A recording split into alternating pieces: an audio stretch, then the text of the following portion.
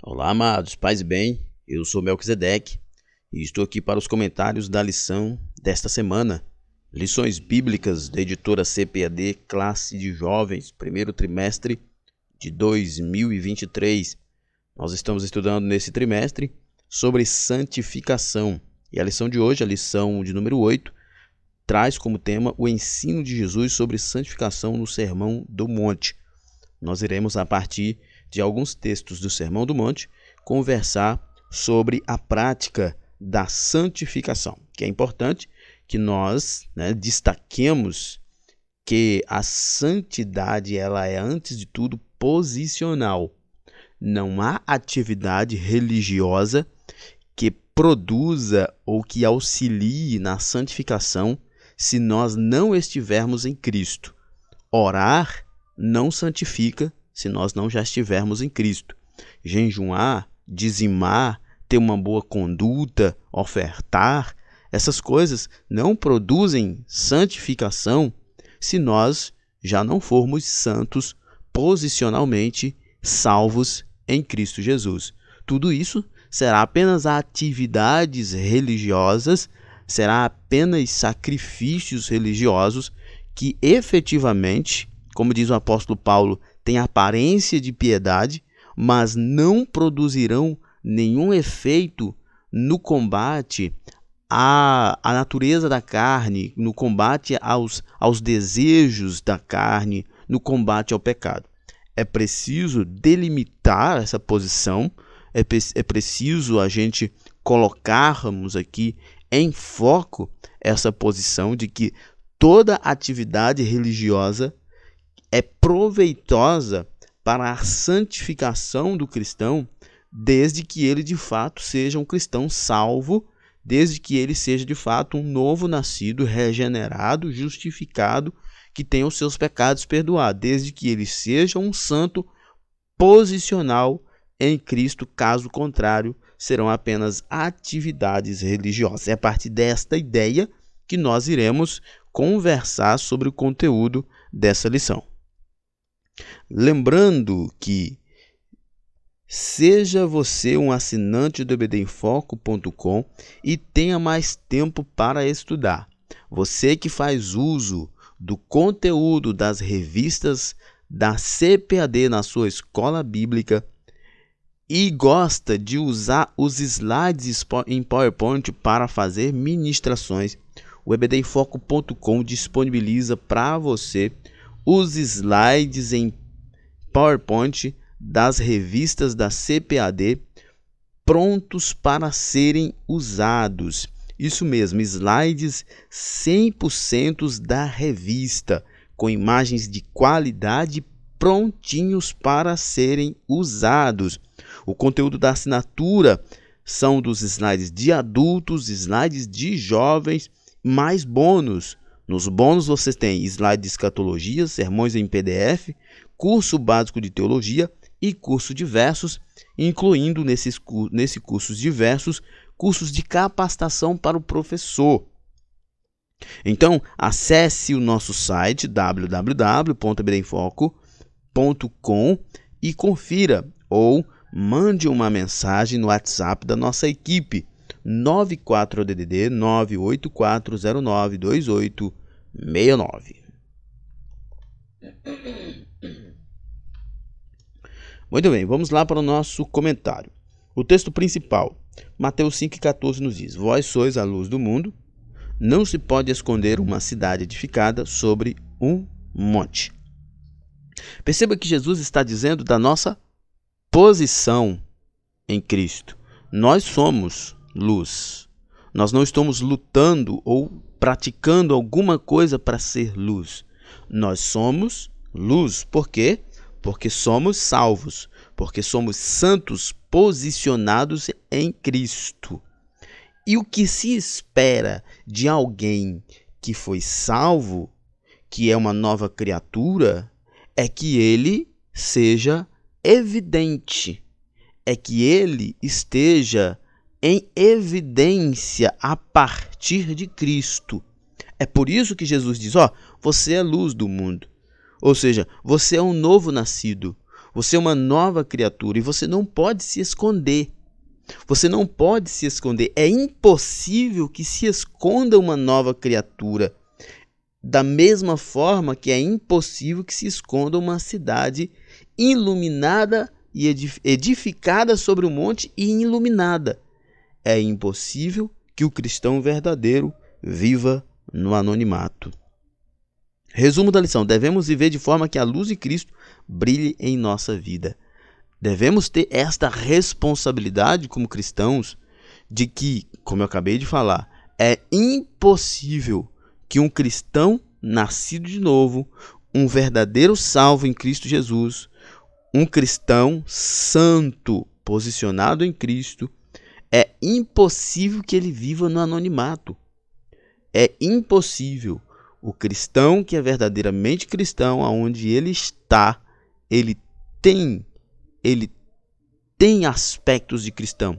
Não por olhar para suas vestes, para sua cara, para o seu modo de pentear o cabelo, ou como muitos deduzem, mas pelo seu caráter, pela sua conduta, pelas suas perspectivas de vida, pelas suas ideologias.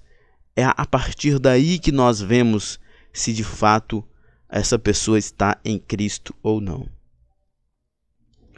O texto bíblico, nós temos dois textos bíblicos, né? O primeiro é Mateus 5, 13 a 17. Eu não vou me deter no texto, né? Mas aqui fala do sal da terra, da luz do mundo. Nós temos o segundo texto de Mateus 6, de 1 a 3, 5, 7, 16 e 18, né? Que fala das esmolas, né? Da forma como a gente deve ajudar as pessoas.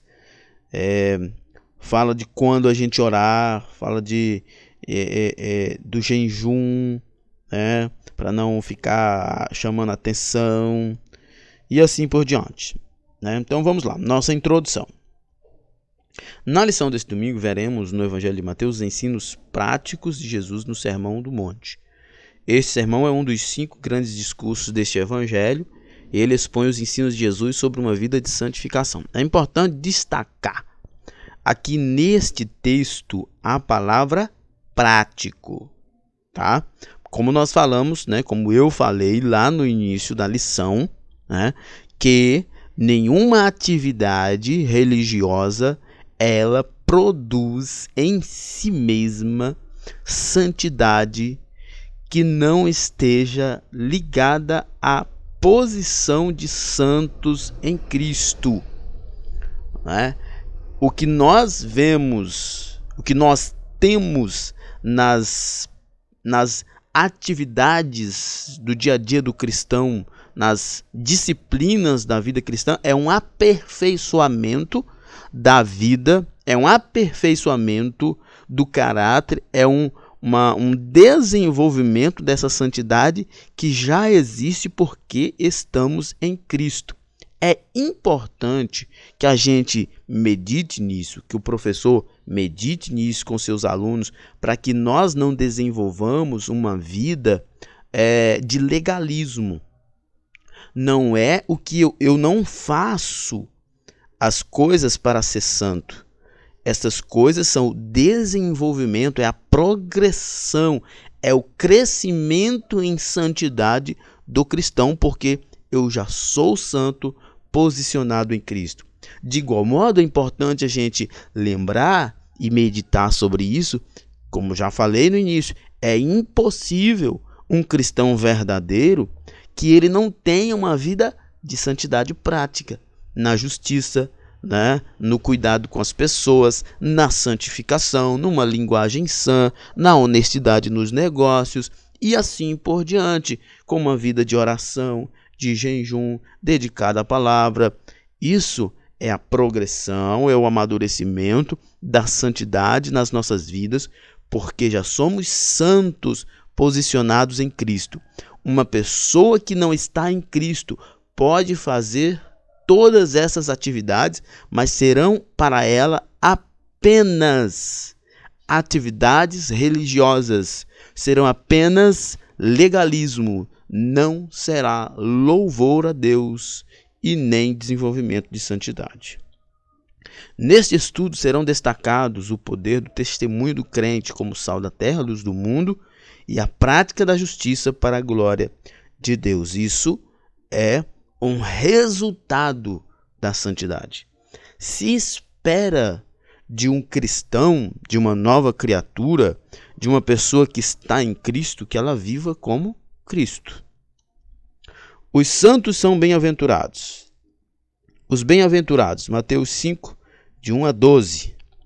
Na abertura do Sermão do Monte, encontramos 8 bem-aventuranças. Como entender o reino e a promessa de que os pobres e os excluídos seriam felizes? Os pobres e os que sofrem encontrariam a verdadeira felicidade nos ensinos de Jesus. Isso é importante, né? Até para nós hoje, para que as pessoas não se iludam, né? Não se iludam que perdão, irmãos. Não se iludam que a aceitação social, a aceitação na comunidade, o crescimento financeiro, o intelectual, a ascensão social no geral, ela não traz a felicidade que o ser humano precisa, né? Isso é bom a gente refletir sobre isso, né? Que o que vai trazer de fato a felicidade para as pessoas, o que vai trazer riqueza para os pobres, o que vai trazer felicidade para os tristes, inclusão para os excluídos, é Cristo. É Cristo. É a união ao corpo de Cristo. Os aflitos encontrariam conforto e justiça sendo confortados pelo amor de Deus. Jesus Cristo inicia a proclamação do reino de Deus, indicando o caminho da felicidade. O caminho da felicidade é Jesus e a sua palavra.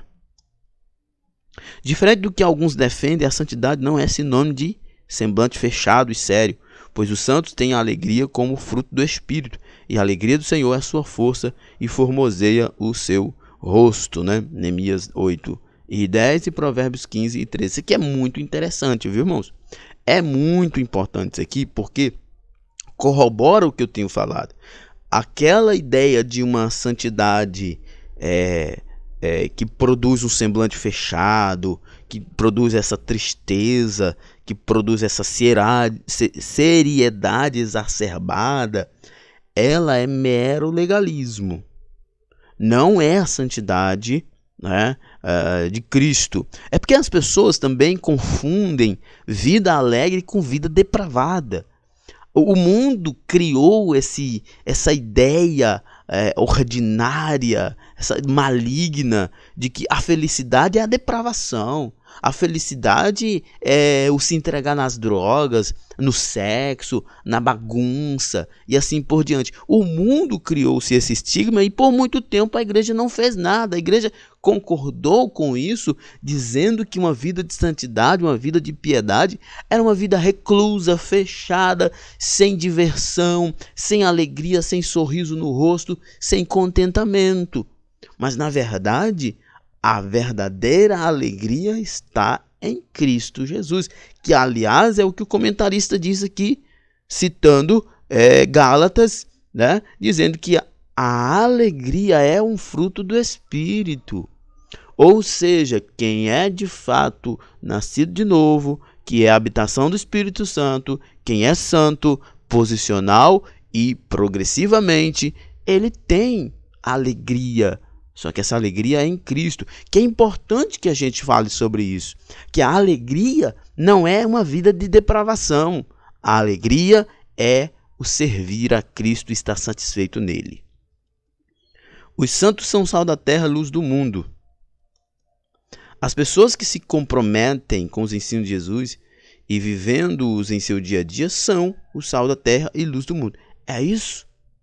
Entendeu? Tá simples. Tá simples e fácil de entender. Quem é luz do mundo e sal da terra? As pessoas que estão em Cristo. As pessoas que comprometem-se com Cristo verdadeiramente, de todo o seu coração, de toda a sua alma. São estas as pessoas que são luz do mundo e sal da terra.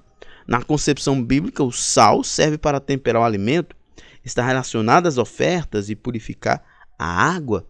O sal está relacionado ao que é importante, ao que sustenta, ao que dá sabor, né? É interessante, né? Eu vi um pregador uma vez falando sobre isso, sobre o sal, que é interessante, sim. Se colocar sal demais, né, as pessoas reclamam. Se colocar sal de menos, as pessoas reclamam. Mas ninguém questiona o sabor do sal em si, porque sabem que ele é necessário para dar sabor. Os discípulos de Jesus devem ter uma vida temperada, purificada e sacrificial, comprometida e fiel aos propósitos de Deus na terra. A figura do discípulo como sal da terra e luz do mundo está relacionada com o bom testemunho e a influência positiva na sociedade por meio de uma vida de santidade. Isso aqui, né, nós já falamos sobre isso, inclusive, né, que o discípulo de Jesus, o verdadeiro discípulo de Jesus, uma vida santa, não é algo que ele precisa sentir tristeza para conseguir. Não é algo que ele precisa sentir dor para conseguir. Não. A santidade, a vida santa para o discípulo de Jesus é uma alegria, porque é uma consequência dele estar em Cristo Jesus.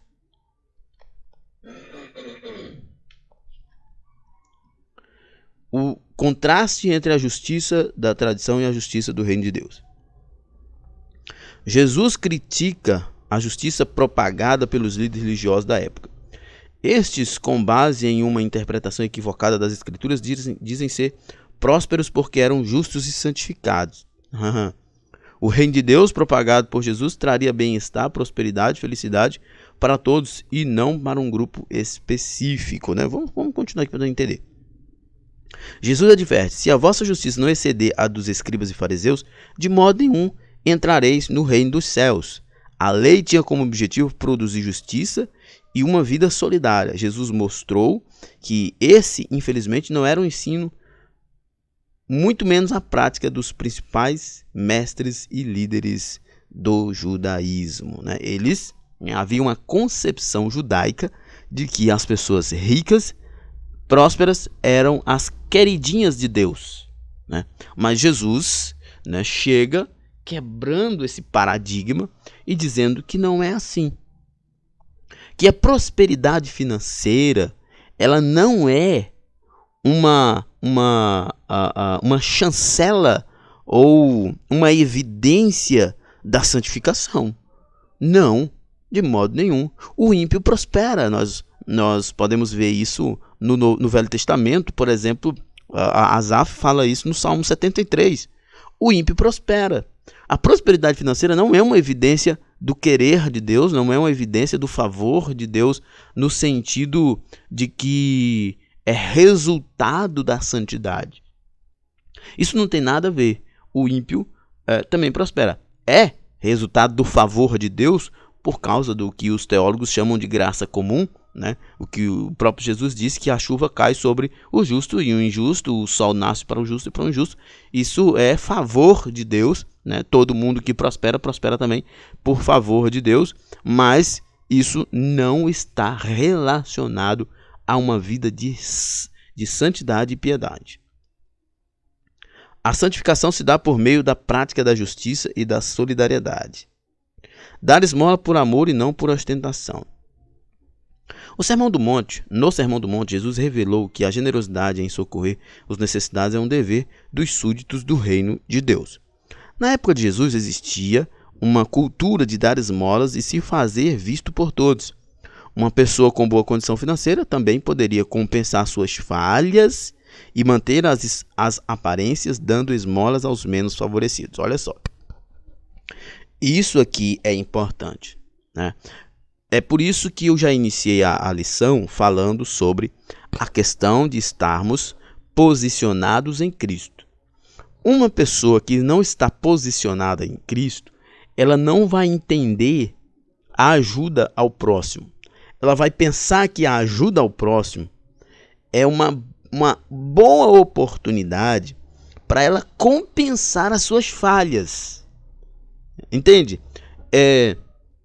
A pessoa que não está em Cristo, que não está posicionada, que não é santa posicionalmente, como nós estudamos na primeira lição, a pessoa que não está em Cristo, ela não vai entender que as atividades da vida cristã são, que as disciplinas da vida cristã são, na verdade, uma evidência da santidade ou desenvolvimento da santidade e não uma compensação ou um pagamento ou uma busca pela santidade ela por ela. Não. A pessoa que não está em Cristo não vai entender isso. A pessoa que está em Cristo vai entender que faz parte do ser dela desenvolver essas disciplinas como forma de crescer em Cristo, de desenvolver a santidade, porque já é santa em Cristo. Dessa forma, alguém que havia conseguido seus bens de forma ilícita poderia, por meio da doação de esmolas, manter a imagem de uma pessoa piedosa e santa. Alguns estavam tão cegos que até acreditavam que realmente eram piedosos. Quantos políticos corruptos, quantos pastores corruptos, quantos cristãos ou pessoas que se dizem cristãs que são corruptas e fazem isso? Quantos políticos que eu já conheci que dizimavam e ofertavam valores suntuosos em suas comunidades, fruto de corrupção, fruto de desvio de verba. Era uma forma de santificar o crime. E eles realmente pensavam que aquilo era uma ação de piedade. Muito pelo contrário. Nós precisamos entender que a santidade é, antes de tudo, algo reservado a quem está em Cristo. Quem não está em Cristo não é santo. Ele pode fazer o que quiser, dar tudo. Lembra do que Paulo diz lá em 1 Coríntios 13? Ainda que eu desse todo o meu dinheiro para o sustento do pobre, mas se não tiver amor, nada disso me adianta. Ainda que você doe tudo que você tem, venda tudo, se doe, enfim, para as pessoas, mas se isso não for pela causa de Cristo, não for resultado da santificação posicional em Cristo, de você já ter sido salvo, isso é só simplesmente sacrifício. Não glorifica a Deus e não melhora a sua vida em nada. Pode-se manter as aparências e aplacar a ira da consciência, mas diante do justo juízo não tem como camuflar as intenções e motivações do coração e se apresentar como um santo. Isso aqui é fantástico. Isso aqui é fantástico, esse texto. Pode-se aplacar a ira da consciência, mas não a ira de Deus. Você pode desenvolver atividades que você quiser. Você pode desenvolver as disciplinas religiosas que você quiser. Podem aplacar a sua consciência, mas as motivações vão denunciar você diante de Deus.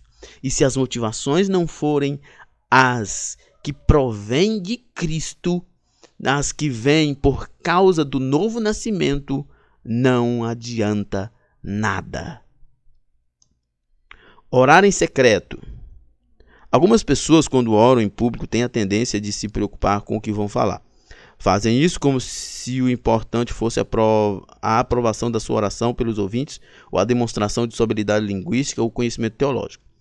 Vamos só fazer uma observação aqui. Assim, algumas pessoas, quando oram em público, têm a tendência de se preocupar com o que vão falar. Em certo sentido, isso aqui é necessário, né? É óbvio que quando você vai orar em público, você tem que se preocupar com o que você vai falar, no sentido de que você não diga algo que seja muito pessoal. Isso é um pensamento meu, né? Isso é um pensamento particular meu. Quando eu oro em público, né, no microfone, lá na igreja, é óbvio, eu costumo orar louvando, glorificando ou apresentando alguém. Eu não vou falar da minha vida pessoal ali, eu não vou apresentar pessoalidades de algum amigo ou de alguma pessoa naquela oração pública, óbvio, né? É óbvio. Mas eu sei, eu estou explicando isso para que ninguém entenda mal, mas eu sei, perdão, irmãos, eu sei que o comentarista não está falando disso. O que o comentarista está falando? O comentarista está falando de pessoas que oram para mostrar, né? E ele diz aqui, fazem isso como se o importante fosse a aprovação da oração, para mostrar que são bons né, teologicamente, que tem muito conhecimento teológico, que sabe orar, que tem uma boa oratória, uma boa linguística, né, que aparentemente é uma pessoa que sabe se comunicar com Deus, falar com Deus. É nesse sentido que o comentarista está falando. Os escribas e fariseus oravam para serem vistos, contudo Jesus recomendava que a oração seja realizada em segredo, com as portas fechadas, face a face com Deus. A oração deve ser um diálogo sincero com o Pai Celeste. Isso é importante. Jesus não está proibindo oração pública, né? Mas Jesus está dizendo que se você quer realmente abrir o seu coração, se você quer realmente conversar com Deus, reserve um local e um momento secreto com Ele. Até porque também eu penso que a partir do que Jesus está dizendo, existem coisas que só devem ser ditas no secreto, não publicamente. Às vezes constrange quem ouve também. Então, algumas questões pessoais, você vai orar por alguém que está enfrentando algum tipo de pecado, ou você mesmo está lutando contra algum tipo de pecado, você não vai fazer uma oração pública. Faça uma oração privada. Isso é importante que você faça. Entretanto, na atualidade, vemos pessoas que ao orarem fazem como os escribas e fariseus. O que vale não é a quantidade de palavras e nem o tempo da oração, como muitos alardeiam, mas um coração quebrantado e contrito diante do Senhor. Isso é muito importante. Não é o muito falar que fará você ser ouvido. Entretanto, a oração, você precisa entender que a oração ela envolve muitos aspectos. Tem adoração, tem agradecimento, tem intercessão, tem a apresentação de si mesmo. Tem tantas coisas para você apresentar em oração, orar pela sua igreja, pela sua cidade, seu país, sua família, pela obra missionária, pela vinda de Cristo, enfim. No certo é que no final, se você fazer uma oração coerente, ela vai demorar muito tempo. Mas não é a oração de você repetindo a mesma coisa o tempo todo, por muito tempo, que irá trazer a atenção de Deus. O jejum deve ser acompanhado com práticas de justiça e solidariedade.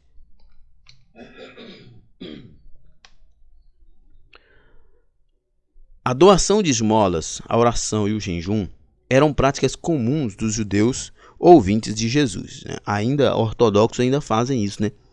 Ele inicia geralmente com a palavra quando, demonstrando que essa era uma prática comum. Todavia, Jesus adverte quanto às motivações durante essas práticas. Isso é muito importante. É por isso que eu estou dizendo o tempo todo que a nossa atividade religiosa, as nossas disciplinas da vida cristã não forem desenvolvidas por causa da nossa posição em Cristo como santos, regenerados, justificados e perdoados, serão apenas atividades religiosas e não santificação. O profeta Isaías havia exortado o povo de Deus pela prática do jejum sem justiça e solidariedade. Isaías 58, 6 a 14. A mensagem de Isaías é reforçada pelo profeta Jeremias, em Jeremias 14 e 12. A preocupação de algumas pessoas, erroneamente, era fazer da prática da oração e jejum um marketing pessoal a fim de demonstrar uma falsa santidade. Isso é um problema sério, a gente precisa ter cuidado com isso. É por isso que Jesus estimula a oração particular, porque na oração particular não tem a quem se apresentar, senão ao Pai. Terceiro tópico, a eficácia do ensino de Jesus sobre a santidade, a eficácia do ensino de Jesus sobre santidade. A didática do ensino de Jesus. A eficácia do ensino de Jesus era surpreendente. Ele falava para um público diversificado e por um longo período sem cansá-lo, em locais sem a mínima estrutura, mas com uma didática que possibilitava o entendimento da maioria, se não de todos os ouvintes. Ao final, ele tinha a satisfação de vê-los saírem abismados com o ensino recebido. Jesus tinha conteúdo, Jesus tinha espiritualidade, Jesus tinha graça, Jesus tinha amor a oferecer, Jesus tinha verdade, seriedade no que falava. Isso prende a atenção da gente. Eu sempre digo que é bom você ouvir um pregador, um professor, que ele tenha uma boa performance, porque é péssimo você ouvir alguém com uma péssima performance, com uma performance desorganizada, que o sermão não tem início, meio e fim, que grita ou que não tenha uma entonação é favorável. Isso é ruim, é péssimo. Mas esse não é o principal. Eu, quando prego, me preocupo com os métodos, sim, porque é necessário. Com a performance, sim, é necessário. Mas, antes de tudo, a minha maior preocupação, e a preocupação de todo professor e pregador, deve ser a preocupação de ser legítimo, de ser honesto, de ser biblicamente verdadeiro, de ser cristocêntrico, teocêntrico. É esta a preocupação. E isso era o que Jesus era. Ele era verdadeiro, honesto. Ele pregava o evangelho de verdade. Ele era honesto com aquilo que falava. Ele era verdadeiro, era sincero. Isso fazia com que as pessoas também parassem para ouvi-lo. Esse é o sonho de todo educador sério e comprometido com o reino de Deus. Jesus utilizou ilustrações em cerca de 1/3 do Sermão do Monte, tudo para facilitar a compreensão e demonstrar que o caminho da santidade é formado de coisas simples do dia a dia. Não há como simular a santificação. É preciso viver de um modo santo e irrepreensível.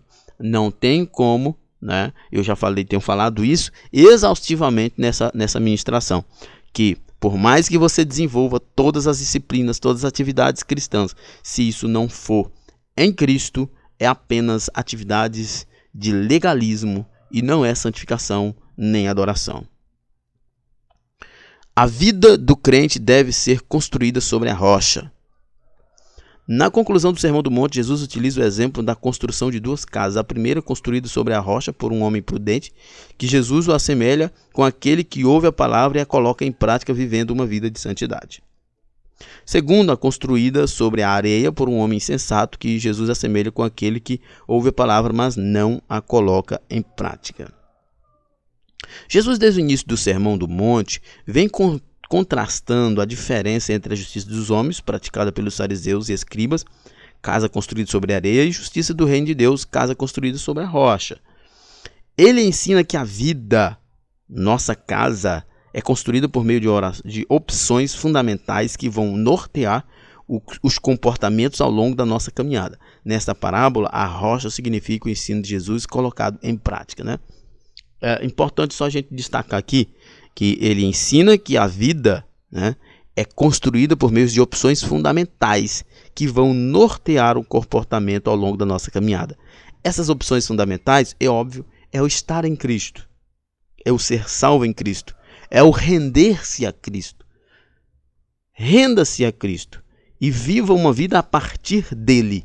Então você viverá para a glória dele e viverá em santidade.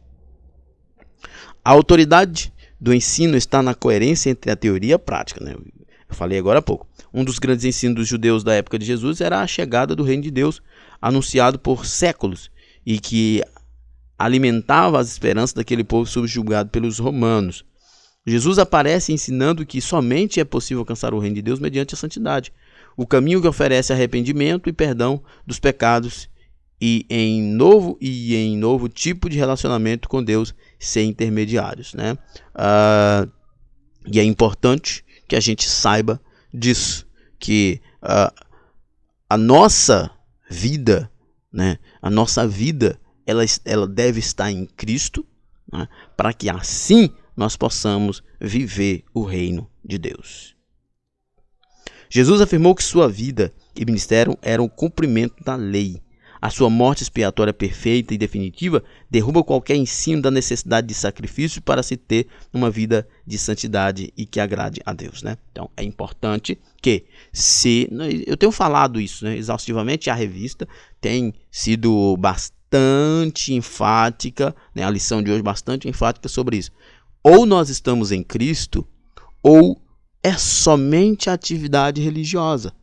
Isso a gente precisa entender. Está aqui, ó, a morte expiatória perfeita e definitiva de Cristo derruba qualquer ensino da necessidade de sacrifício para ter uma vida santa e que agrade a Deus. Ou seja, nada de que você faça, se não for em Cristo, agrada a Deus. O que agrada a Deus é estarmos em Cristo.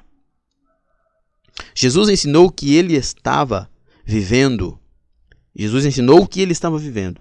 Aí estava a autoridade que causava admiração em seus ouvintes, a honestidade a seriedade, a sinceridade, a verdade. Nossa conclusão. Nesta lição aprendemos que aqueles que vivem em santidade experimentam a verdadeira alegria, que é fruto do Espírito e reflete a luz de Cristo. Jesus confrontou o ensino e a prática hipócrita dos escribas e fariseus e mostrou que para viver uma vida de santidade o crente precisa agir com justiça e solidariedade. O exemplo era a sua própria vida e ministério. E era a vida de Jesus, ele vivia a partir daquilo que ele era, a partir daquilo que ele é, né? O Filho de Deus, o Salvador do mundo. Muito bem, então chegamos ao final a mais um comentário. Que Deus em Cristo nos abençoe e até a próxima. Paz e bem a todos.